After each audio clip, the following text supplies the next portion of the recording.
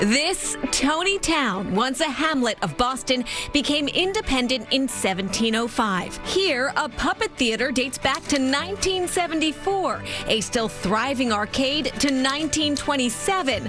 But it's the year 1914 that we rewind to for this bit of trivia. This house holds many happy memories. That's the voice of Rose Fitzgerald Kennedy, mother to the 35th President of the United States, John F. Kennedy. Rose and her new husband, Joseph Patrick Kennedy, moved to this town and this home in 1914. JFK, he's born in the home May 29th, 1917. The family lived here until 1920. Gabby Hornbeck-DeBacher is lead park ranger at the John Fitzgerald Kennedy National Historic Site. Rose Kennedy and family repurchased the home from a private resident after her son's assassination in November of 1963. For 3 years, she worked to recreate what it was like when JFK was born and lived here. She's curating this experience for people to have to understand what life was like back in 1917 when her second son was born, but also to have a place to come to where they could really connect with that legacy of her second son who was gone too soon. Her audio tour gives glimpses into their private lives. He was born in his mother's bed. The bed frame is original, the mattress is not. While they were small, the children had their meals at the table by the window. The porringer bowl sets that are on the little kids' table there belonged to Joe Kennedy Jr., JFK's older brother, who grew up in this house, as well as JFK, or Jack as he was known to his family. Despite repeated tragedies that befell the Kennedy family, Rose leaves visitors with memories of joy.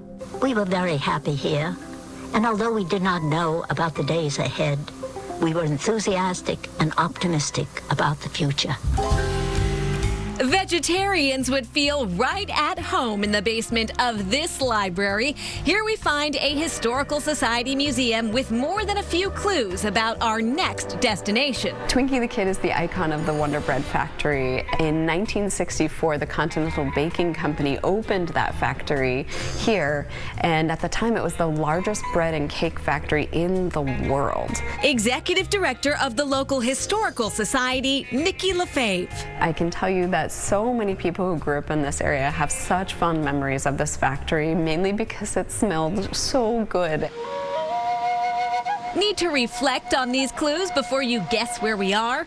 Perhaps take a walk by the Charles River, which flows just outside, or get inspired by one of the rarer items in the museum's collection, copies of the first Bible printed in North America. What we call the Algonquin Bible is also known as the Eliot Bible. John Eliot was an English missionary who took on the 7-year project of translating the Bible into local indigenous languages. He did not do that work alone.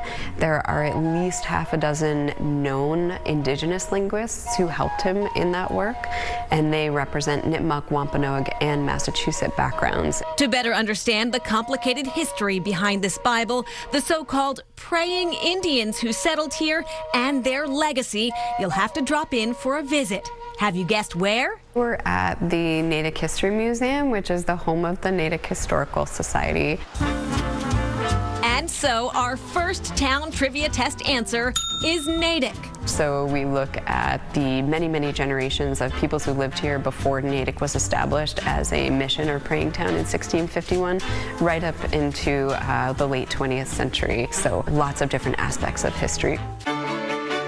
But now back to JFK, a civil rights champion. Did you figure out where he was born? We'll let Ranger Gabby Hornbeck-DeBacher do the honors. We are in Brookline, Massachusetts. For those keeping score, Brookline is town number 2. The Kennedy family would live in Brookline until the president was 10. They would have gone to Coolidge Corner. This was an up-and-coming streetcar suburb in Boston. They were a big part of the community.